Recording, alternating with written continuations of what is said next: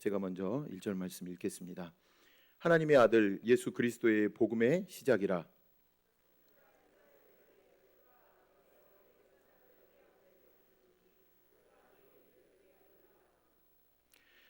광야에 외치는 자의 소리가 있어 이르되 너희는 주의 길을 준비하라.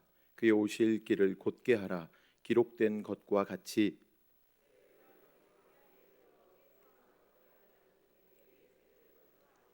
온 유대 지방과 예루살렘 사람이 다 나아가 자기의 죄를 자복하고 요단강에서 그에게 세례를 받더라.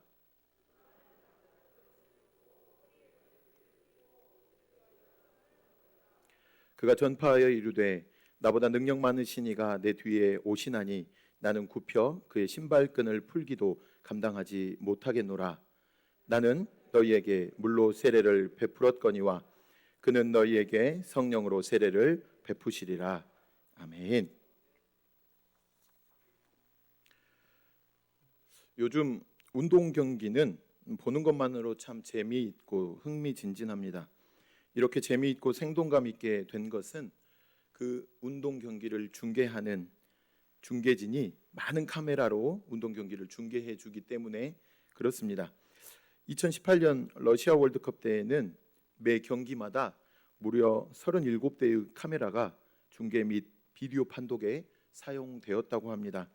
그래서 현장에 있는 사람들만큼 아니 그 이상으로 더욱더 세밀하고 다양한 각도에서 그 경기를 관람하고 이해할 수 있게 된 것입니다. 복음도 이와 마찬가지입니다. 우리는 성경에 기록된 4가지의 복음서를 통해서 예수님의 생애와 그분의 사역, 그분이 일하신 것들에 대해서 다양한 각도와 시선으로 살펴볼 수 있게 된 것입니다. 그래서 더욱 복음에 깊어지고 풍성해지는 것입니다. 하나님께서는 각 복음서를 기록하실 때에 각각 저자의 개성과 문체를 반영하여 복음서를 기록하게 하셨습니다. 마태복음의 경우에는 유대인들에게 예수님께서 왕이시다라는 사실을 증거하는 것이 주된 목적이었기 때문에 유대인들에게 익숙한 사상이나 구약 성경들이 자주 등장하는 것을 알 수 있습니다. 누가복음은 이방인을 대상으로 기록되었고 누가의 직업은 의사였습니다. 이런 누가의 직업 특성상 매우 자세하고 면밀한 정보들이 그가 기록한 복음서에 고스란히 담겨져 있습니다. 마가복음은 로마 제국의 극심한 박해 가운데 처해 있던 로마의 성도들을 위해 기록되었습니다. 그런 이유로 마가복음은 우리를 구원하시고 우리의 구주가 되신 예수 그리스도의 여러 가지 다양한 측면 가운데 특별히 하나님의 구속 원리에 따라 인간을 위하여 자신을 희생하여 일하시는 그 예수 그리스도의 종의 모습, 다시 말해서 고난받는 종으로서의 측면을 강조하여 나타내고 있습니다. 하나님의 종이신 예수 그리스도께서 우리를 위하여 고난받으시고 우리를 향하신 그 구원을 이루셨으므로 성도들의 구원받는 것, 성도들의 구원이 확실한 것임을 강조하는 것입니다.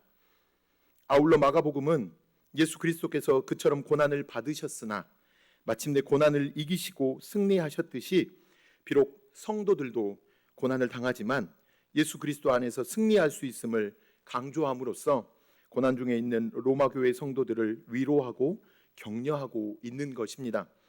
마태복음이나 누가복음은 예수 그리스도의 탄생 혹은 예수 그리스도의 족보로 시작됩니다. 하지만 마가복음은 그렇게 시작하지 않습니다. 마태복음은 바리새인과 같은 유대인들을 대상으로 하였기 때문에 예수 그리스도께서 메시아이시다라는 사실을, 다시 말해 그분의 정통성을 강조하기 위해 족보가 등장합니다. 이에 비해 누가는 당시 사람들 사이에서 알려진 예수님에 대한 사건을 정리해 주기 위해서 예수님의 탄생에 관한 사건을 기록하고 있습니다.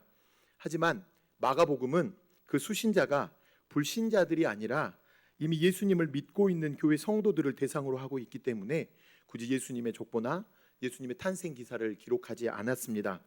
복음을 서술하며 마가는 가장 먼저 예수 그리스도의 길을 예비하는 세례 요한의 이야기를 기록하고 있습니다. 이사야 선지자는 예수님께서 태어나시기 전에 대략 700여 년 전의 사람입니다. 이사야는 하나님께서 이스라엘 백성을 구원할 메시아를 보내시기 전에 그의 길을 예비하는 사자를 보내시겠다고 하신 말씀을 예언하였습니다.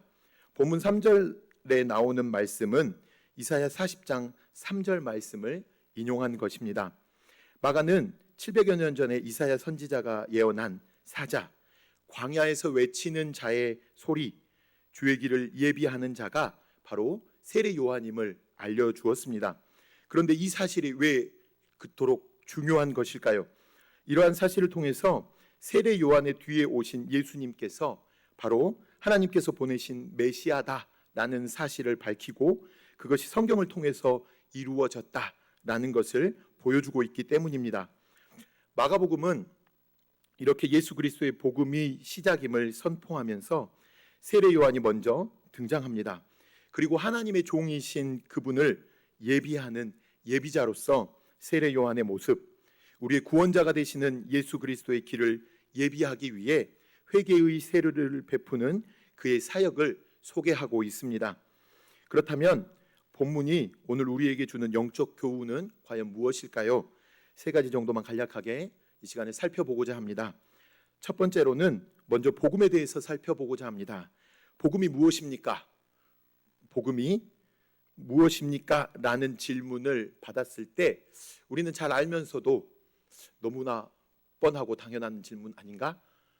혹은 복음이란 무엇일까? 하고 대답은 잘 할 수 있겠지만 그에 따른 반응이 시원치 않을 때가 있습니다.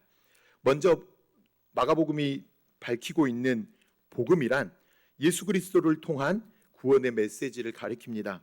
1절 말씀을 보시면 하나님의 아들 예수 그리스도의 복음의 시작이라 이렇게 말씀합니다. 즉 복음은 예수 그리스도에 관한 것이다 라는 의미입니다. 복음은 그 말의 단어의 의미대로 좋은 소식, 기쁜 소식이라는 의미입니다. 이게 무슨 좋은 소식입니까? 바로 예수 그리스도를 통한 구원의 좋은 소식이라는 것입니다. 누구든지 예수님을 믿기만 하면 멸망에 이르지 아니하고 영생을 얻게 된다는 소식입니다. 이보다 더 우리에게 더할 나위 없이 기쁜 메시지가 또 어디 있을까요? 요한복음 3장 16절 말씀, 우리가 잘 아시는 대로 이 기쁨의 소식을 요한복음 3장 16절 말씀은 이렇게 표현합니다. 하나님이 세상을 이처럼 사랑하사 독생자를 주셨으니 이는 저를 믿는 자마다 멸망치 않고 영생을 얻게 하려 하심이니라. 아멘. 복음의 중심에는 언제나 누가 계십니까? 예수 그리스도께서 계십니다. 우리가 가진 성경에는 4권의 복음서가 있습니다만 거기서 예수님을 만약 뺀다면, 만약 예수님을 빼버린다면 그것은 더 이상 복음서라 할 수 없습니다. 구원은 예수님을 믿는 믿음을 통해서만 얻을 수 있습니다. 모든 사람은 오직 이 길을 통해서만 하나님께서 주시는 구원에 참여할 수 있게 된 것입니다. 그렇다면 우리는 이 기쁜 소식에 과연 얼마나 기뻐하고 있습니까? 우리는 이 기쁨의 소식의 중심에 계시는 예수 그리스도에 대해서 얼마나 만끽하고 계십니까? 요즘 그리스도인들은 모두가 이 복음을 다 안다, 잘 안다라고 말합니다. 예수님에 대해서 잘 안다라고 그렇게 이야기합니다. 하지만 그런데 더 이상 이 복음은 우리에게 말 그대로 복음, 기쁜 소식이 되지 않고 있습니다. 혹시나 정말 우리 성도님들은 다 그러지 않으실 줄 믿습니다만, 그렇게 알고 있습니다만 복음 때문에 기쁘기보다는 오히려 복음이 부담스럽지는 않으십니까? 오히려 복음이 우리를 힘들게 하고 불편하게 하지는 않으십니까? 뭔가 자유롭게 살고 싶은데 오히려 그 나의 누리려는 그 자유들을 거치는 것, 내가 이 복음 때문에 그 내 자유가 침해받고 껄끄럽게 느껴지시지는 않으십니까? 그렇다면, 만약 그렇다면 우리가 얼마나 하나님께로부터 멀어졌는지 다시 한번 점검해 보아야 합니다.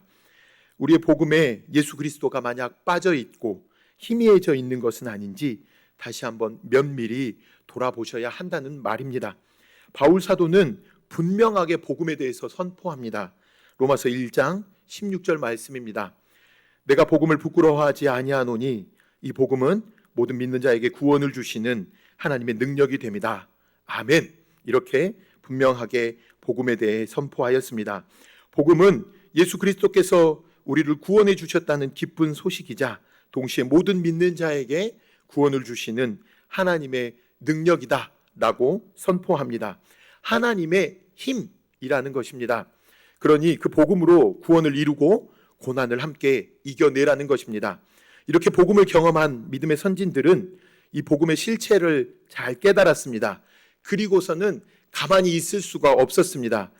이를 자신들의 누림은 물론 이를 전하고자 자신의 생명까지도 아까워하지 않고 애쓰며 그렇게 복음을 전했던 것입니다. 실로 하나님께서는 아무도 차별하지 않으시고 누구든지 예수 그리스도를 구주로 믿기만 하면 구원을 받을 수 있노라고 약속하셨고 그렇게 선포해 주셨습니다. 예수 그리스도는 복음의 중심이자 복음의 근거였습니다. 복음이 우리를 사로잡고 있는데, 복음으로 우리가 꽉 차 있는데, 예수님께서 우리를 완전히 장악하고 계시는데 어떻게 우리가 우리 마음대로, 우리 생각대로, 우리의 욕심대로, 우리의 죄대로 살아갈 수 있겠습니까? 분명 비싸고 좋은 음식이라고, 주재료로 사용된 좋은 식재료, 제가 음식이 당장 어떤 요리가 생각나지 않아서 이렇게 설명드립니다마는 너무너무 귀한 재료를 주재료로 하여서 비싼 음식을 만들었다, 그렇게 우리 앞에 내어져 왔습니다. 귀한 재료가 듬뿍 들어있다고 해놓고서는 정말 값비싸게 그 음식을 사서 먹었는데 그 귀하고 비싼 식재료는 눈을 씻고 찾아봐도 없습니다. 그 맛이 비스무리하게 나기는 하는 것 같은데 아무리 찾아봐도 그 재료는 없는, 정말 다른 싸구려 재료들만 풍성하고 가득하게 들어있는 음식이 내 앞에 마주하고 있다면 화가 나지 않으시겠습니까? 불쾌하지 않으시겠습니까? 우리의 삶이, 우리의 복음이 과연 이런 모습은 아닌지 이 시간 잠시 잘 면밀하게 우리의 모습을 살펴보셨으면 좋겠습니다. 그런 것들에는 잔뜩 화내고 속상해하면서 우리 속에, 우리의 삶에 점점 희미해져 가고 있는 예수님께서 우리를 구원하셨다는 그 기쁨의 복음이 우리 일상에서 사라져 가는 것에 대해서는 왜 그렇게들 다들 둔감한지 모르겠습니다. 아무쪼록 복음에 매일매일 매 순간순간마다 깊어지시고 예수 그리스도께서 우리를 구원해 주신 그 기쁜 사실에 늘 감사와 감격이 넘치시고 그 기쁜 사실에 깊이 침잠하시는 우리 모두가 되시기를 간절히 소망합니다. 두 번째로는 하나님께서 일꾼을 부르셔서 쓰시고 일을 행해 나아가신다는 뜻입니다. 2절 말씀을 보시면 보라, 내가 내 사자를 내 앞에 보내노니 저가 내 길을 예비하리라 라고 말씀합니다. 이 말씀은 말라기 3장 1절 말씀을 인용한 것입니다. 그런데 좀 이상한 표현이 있습니다. 오늘 본문을 보시면 선지자 이사야의 글에라고 그렇게 시작을 합니다.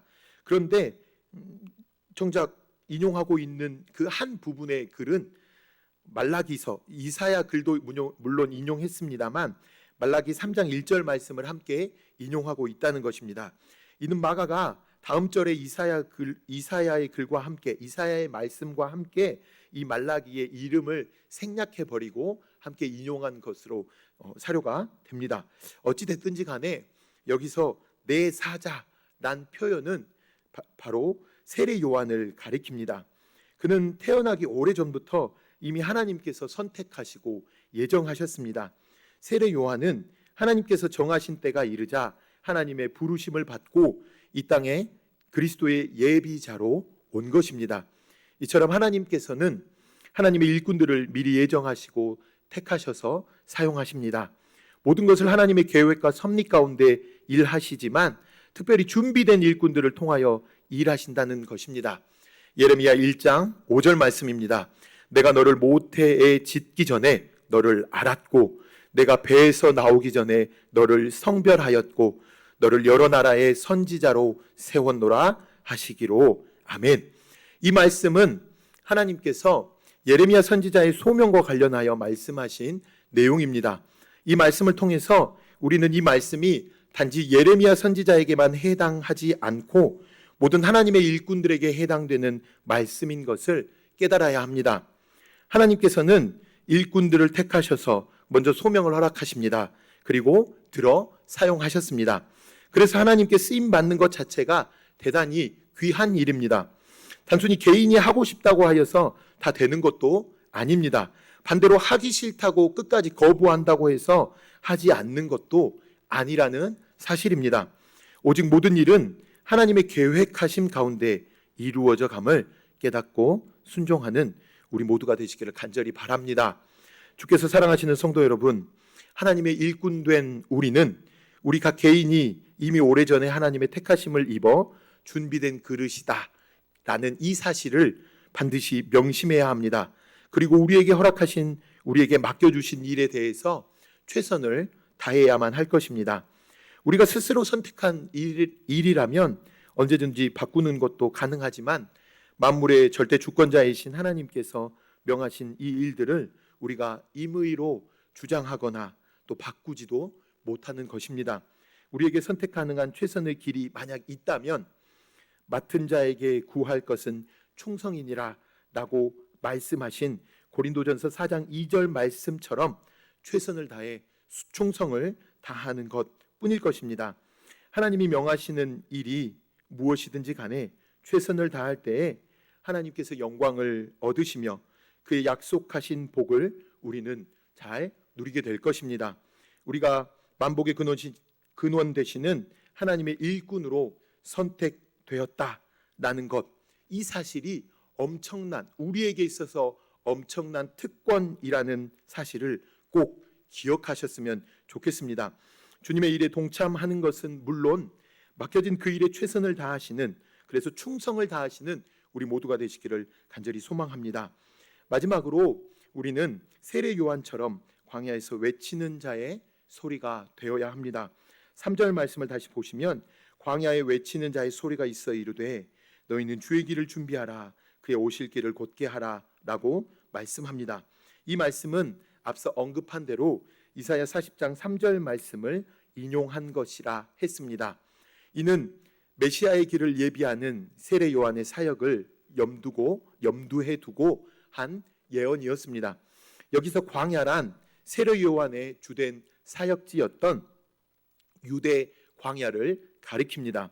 하지만 보다 궁극적으로는 당시의 이스라엘의 영적 상태, 즉 부패하고 타락하여 마치 식물이 자랄 수 없는 불모지와 같은 황무지와 같은 이스라엘의 영적 상황을 상징적으로 묘사하고 있는 것입니다. 예수 그리스도의 예비자였던 세례 요한은 광야와 같은 이스라엘의 중심에서 회개의 세례를 전파함으로 이스라엘 백성들로 하여금 그의 뒤에 오실 만왕의 왕 메시아이신 예수 그리스도를 맞이할 준비를 하도록 하였던 것입니다. 그러한 점에서 볼 때 세례 요한의 사역은 그리스도의 사역을 위해서는 없어서는 안 될 너무나도 중요하기 그지없는 그런 일이었습니다. 이러한 세례 요한의 사역으로 예비된 그 길을 따라 이 땅에 오신 예수님께서는 오신 그 목적을 완수하셨습니다. 곧 우리 모두를 구원하시기 위한 모든 사역을 온전히 이루시고 부활 승천하셨습니다. 승천하시며 예수님께서는 세상의 마지막 때에 다시 오시겠다고 말씀하시고 약속해 주셨습니다. 그 마지막 때를 살고 있는 우리 모두는 다만 예수 그리스도께서 말씀하신 그 마지막 때가 정확하게 언제인지는 알 수가 없습니다. 하지만 말씀을 통해서 우리는 그 마지막 때가 매우 가까이 이르렀음을 짐작할 수는 있습니다. 성경에 기록된 대로 말세에 나타날 징조들이 우리가 살고 있는 이 시대에 그대로 나타나고 있는 것을 볼 수 있기 때문에 그렇습니다. 참으로 우리가 살고 있는 오늘의 이 세상은 그리스도께서 처음 오심 초림하시기 직전에 이스라엘의 모습과 참으로 유사합니다. 영적으로 너무나 타락하고 부패하여서 마치 광야와 같은 모습이 되었다는 것입니다. 만일 지금 주님께서 이 땅에 오신다고 한다면 이 세상은 주님의 준엄한 심판을 받아 아무런 소망도 없이 순식간에 멸망당하고 말 것입니다. 주께서 사랑하시는 성도 여러분, 마치 광야와 같은 오늘을 사는 우리는 과연 어떠한 모습으로 살아가면서 주님의 재림을 준비해야 하는 것일까요? 이 시대에 우리의 역할은 과연 무엇일까요? 그렇습니다. 바로 우리가 예수님의 길을 예비했던 세례 요한처럼 광야에서 외치는 자의 소리가 되어야 할 것입니다. 타락하고 부패한 이 세상을 우리가 먼저 거스르고 거룩함으로 무자하여 죄로 점철된 세상을 향해 회개를 선포해야 합니다. 저희 친구들이 있습니다. 목회를 하고 있는 친구들도 있고 각기 자신의 분야에서 최선을 다하는 친구들이 함께 모여서 어릴 때 이제 중마고우들인데 제가 광양에 왔다니까 말장난을 했습니다. 광야에 갔구나.